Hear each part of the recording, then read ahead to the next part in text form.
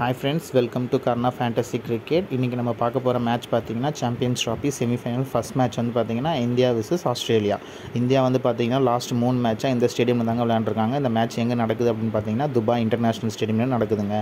Australia வந்து ஸ்ட்ரைட்டாக வந்து பாகிஸ்தான்லேருந்து இங்கே வந்து ப்ளே பண்ணுறாங்க. இந்த Australia vs India head to head பார்த்தோம் அப்படின்னாக்கா இது வரைக்கும் 14 மேட்சஸ் நடந்திருக்குங்க. அதில் 7 மேட்சஸ் வந்து இந்தியா வின் பண்ணியிருக்காங்க, 7 மேட்சஸ் வந்து ஆஸ்திரேலியா வின் பண்ணியிருக்காங்க. அடுத்து பார்த்திங்க அப்படின்னா இந்த கிரவுண்டோட பிட்ச் வந்து பார்த்திங்கன்னா பேலன்ஸ்டாக இருக்குங்க. எப்படின்னா ஒரு 280 to 300 இந்த ஸ்கோர் தாங்க நம்ம ப்ரெடிக்ட் பண்ணுறோம். இது வந்து ஸ்லைட்லி வந்து ஃபாஸ்ட் பவுலர்ஸ்க்கும் வந்து அசிஸ்ட் பண்ணுது, ஸ்பின்னர்ஸ்க்கும் அசிஸ்ட் பண்ணுதுங்க. ஈவன் தோ இப்போ வந்து ஃபஸ்ட் ஹாஃபில் வந்து பார்த்திங்கன்னா ஃபாஸ்ட் பவுலர்ஸ்க்கு நல்ல அசிஸ்ட் இருக்குங்க. செகண்ட் ஹாஃப் சேசிங்கில் போகும்போது ஸ்பின்னர்ஸ்க்கு நல்ல அசிஸ்ட் இருக்குங்க. அடுத்து நம்ம பிளேயர் பிக்கிங்கில் போனோம் அப்படின்னாக்கா ஃபஸ்ட்டு பிளேயராக நம்ம சூஸ் பண்ண போகிறது யார் அப்படின்னு பார்த்திங்கன்னா அலெக்ஸ் கேரிங்க. இன்கேஸ் வந்து ஆஸ்திரேலியா வந்து ஃபஸ்ட் பேட்டிங் எடுக்கிறாங்க அப்படின்னாக்கா ஜாஷ் இங்கிலீஷ் நீங்கள் எடுத்துக்கோங்க. அப்படி இல்லை உங்களுக்கு வந்து பேலன்ஸ்டாக வேணும் அப்படின்ற பட்சத்தில் வந்து பார்த்திங்கன்னா அலெக்ஸ் கேரி எடுத்துக்கோங்க. அவர் ஃபஸ்ட் ஹாஃப்லேயும் செகண்ட் ஹாஃப்லேயும் ஈக்குவலாக அந்த மேட்சை பேலன்ஸ் பண்ணி கொண்டு போவாருங்க. அதனால நம்ம அலெக்ஸ் கேரி தாங்க சூஸ் பண்ணுறோம். ஜாஷ் இங்கிலீஷ் வந்து நம்ம சூஸ் பண்ணலங்க. நம்ம வந்து ஆஸ்திரேலியா வந்து சேஸ் பண்ண போகிறாங்க அப்படின்ற பட்சத்தில் நம்ம அலெக்ஸ் கேரியை சூஸ் பண்ணிக்கிறோங்க. அலெக்ஸ் கேரி எதனால் சூஸ் பண்ணுறோம் அப்படின்னாக்கா ஃபீல்டிங்லேயும் வந்து பார்த்திங்கன்னா ஷார்ட்லேயும் நிற்கிறாரு, லாங்லேயும் நிற்கிறாரு. ஸ்லைட்டட் ஆடட் அட்வான்டேஜுங்க. ஒரு 2-3 கேட்ச் எடுப்பார் அப்படின்னு நம்ம ப்ரெடிக்ட் பண்ணுறோங்க. அடுத்து பார்த்திங்க அப்படின்னா நம்ம பிக் பண்ண போகிற பிளேயர் யார் பார்த்திங்கன்னா பேட்ஸ்மேன் வந்து பார்த்திங்கன்னா டிராவிஸ் ஹெட்டுங்க. இவர் வந்து ரோஹித் சர்மா கேப்டன்சியை பார்த்தாலே இவருக்கு என்ன தான் பேய் பிடிக்குது என்னான்னு தெரியலங்க, அந்த மாதிரி ஆடுறாரு. அதனால் வந்து நம்ம டிராவிஸ் ஹெட்டை வந்து நம்ம பிக் பண்ணுறோங்க. லாஸ்ட் மேட்ச் ஆப்கானிஸ்தான் கூட ஃபார்மில் வந்துட்டார். ஸோ இந்த மேட்ச் வந்து அவர்கிட்ட வந்து ஒரு நல்ல ஸ்கோர் நம்ம எதிர்பார்க்கலாங்க. அடுத்து நம்ம பிக் பண்ண போகிற பிளேயர் யார் அப்படின்னு பார்த்தீங்கன்னா ரோஹித் சர்மாங்க. ரோஹித் சர்மா வந்து நம்ம ஏன் பிக் பண்ணுறோம் அப்படின்னாக்கா ஆஸ்திரேலியா கிட்ட வந்து அதிக ஆவரேஜ் வச்சுருக்க ஒரு இந்தியன் பேட்ஸ்மேன் வந்து பார்த்திங்கன்னா அது நம்ம ரோஹித் சர்மா மட்டும்தாங்க.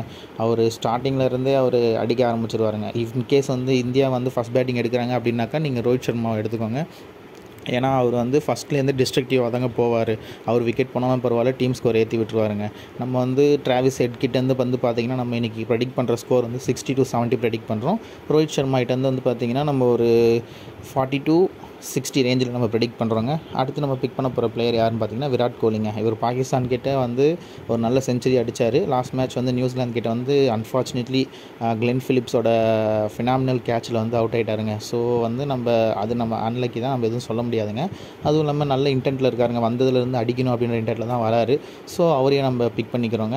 அவர்கிட்டேருந்து நம்ம ஒரு 50 to 70 ரன்ஸ் வந்து நம்ம எக்ஸ்பெக்ட் பண்ணுறோம். அடுத்து நம்ம பிக் பண்ண போகிற பிளேயர் யாருன்னு பார்த்தீங்கன்னா சுப்மன் கில்ங்க. சுப்மன் கில் வந்து ஓப்பனிங் வராரு. அவர் வந்து ஓடியோட பிரின்ஸ், சொல்லவே தேவையில்லைங்க. அவர் செம்ம ஃபார்மில் இருக்கார். ஆஸ்திரேலியாவுக்கு அகேன்ஸ்டாக நல்லா ஆடுவார் அப்படின்னு நம்ம எதிர்பார்க்குறோம். ஒரு 40 to 50 ரேஞ்சில் வந்து நம்ம அவர்கிட்ட எக்ஸ்பெக்ட் பண்ணுறாங்க. அடுத்து நம்ம மிடில் ஆர்டரை கேரி ஃபார்வர்ட் பண்ணி கொண்டு போகிற ஒரே பிளேயர் ஸ்ரேயாஸ் ஐயருங்க. அதனால் நம்ம ஸ்ரேயாஸ் ஐயரை பிக் பண்ணுறோம். ஸ்ரேயாஸ் ஐயர் தான் வந்து டீம் வந்து கடைசி வரைக்கும் பேலன்ஸ் பண்ணி கொண்டு போகிறாரு. அதனால் நம்ம ஸ்ரேயாஸ் ஐயரை வந்து பிக் பண்ணுறோங்க. அவர்கிட்ட நம்ம ஒரு 70 to 80 ரேஞ்சஸில் வந்து நம்ம ஸ்கோர் ப்ரெடிக்ட் பண்ணுறோங்க. அடுத்து நம்ம பிக் பண்ண போகிற பிளேயர் யார் அப்படின்னு பார்த்தீங்கன்னா லபுஸ்டன்ங்க. லபுஸ்டன் வந்து பார்த்திங்கன்னா பவுலிங் போட்டுறாரு, பேட்டிங்கும் ஆடிடுறாரு. அவர்கிட்டேருந்து ஒரு 5லேருந்து ஒரு 6 ஓவர் நம்ம எக்ஸ்பெக்ட் பண்ணலாங்க. அடுத்து நம்ம பிக் பண்ண போகிற பிளேயர் யார் அப்படின்னு பார்த்தீங்கன்னா அக்ஷர் பட்டேலுங்க. அக்ஷர் பட்டேல் வந்து 4 டவுனில் வராருங்க. அதுவும் இல்லாமல் பவுலிங்கை ஒரு 10 ஓவர் கம்ப்ளீட் பண்ணிவிடுவார். அதனால் நம்ம அவரை பிக் பண்ணிக்கிறோம். அவர்கிட்டேருந்து இன்றைக்கி வந்து 10 ஓவர் போடுவார் அப்படின்னு எதிர்பார்க்குறோம். ஒரு 2 விக்கெட் எடுக்க அதிக வாய்ப்பு இருக்குங்க. அடுத்து நம்ம பிக் பண்ண போகிற பிளேயர் யாருன்னு பார்த்தீங்கன்னா மேக்ஸ்வெல்லுங்க. இவர் ஐசிசி டோர்னமெண்ட் வந்தாலே எங்கே தான் அந்த ஃபார்ம் வச்சுருப்பாருன்னு தெரியாது, நல்ல அந்த பீக் ஃபார்முக்கு வந்துடுவாருங்க. அதுவும் இல்லாமல் இன்றைக்கி வேறு செமிஃபைனல் வேறு. ஸோ டீம் வந்து ஆஸ்திரேலியா வந்து ஸ்லைட்டட் டிஸ்அட்வான்டேஜ் தான். ஏன்னா பிக் நேம்ஸ் வந்து இன்றைக்கி விளையாடலை.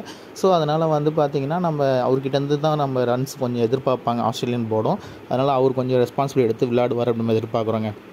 அவர்கிட்டேருந்து வந்து பார்த்திங்கன்னா ஒரு 40 to 50 ரேஞ்சில் வந்து நம்ம எதிர்பார்க்குறோங்க. அவர் ஓவர்ஸ் வந்து பார்த்திங்கன்னா ஒரு 5 to 6 ஓவர்ஸ் வந்து அவர்கிட்டேருந்து நம்ம எதிர்பார்க்குறோங்க. அடுத்து நம்ம பிக் பண்ண போகிற பிளேயர் யாருன்னு பார்த்தீங்கன்னா முகமது ஷமிங்க. முகமது ஷமி வந்து பார்த்திங்கன்னா லெஃப்ட் ஹேண்டர் பேட்ஸ்மேனை பார்த்தாலே குஷியாக பவுலிங் போட்டு போயிடுவாருங்க. அதுவும் இல்லாமல் இந்த ஆஸ்திரேலியன் டீம்ஸ் வந்து கொஞ்சம் லெஃப்ட் ஹேண்டர்ஸ் அதிகமாக இருக்கனால நம்ம முகமது ஷமி வந்து பிக் பண்ணுறோங்க. அடுத்து வருண் சக்கரவர்த்தி 11ல் இருந்தார் அப்படின்னாக்கா நீங்கள் வருண் சக்கரவர்த்தி பிக் பண்ணிக்கோங்க. அப்படி இல்லைனா குல்தீப் யாதவுக்கு போயிடுங்க. வருண் சக்கரவர்த்தி ஏன்னா லாஸ்ட் மேட்ச் வந்து 5 எடுத்திருக்காரு. அதனால் வருண் சக்கரவர்த்தி 11ல் இருந்தார் அப்படின்னாக்கா நீங்கள் வருண் சக்கரவர்த்தி எடுங்க. அப்படி இல்லை அப்படின்னாக்கா குல்தீப் யாதவ் சேஃப் ஜோனுக்கு போயிடுங்க.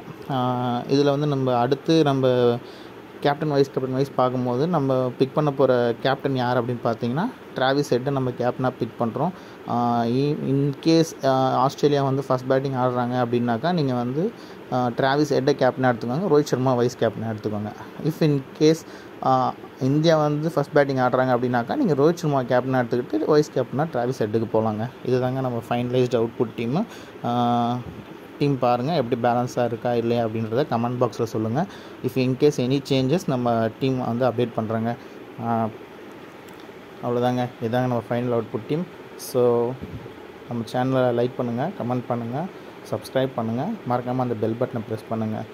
Thank you team.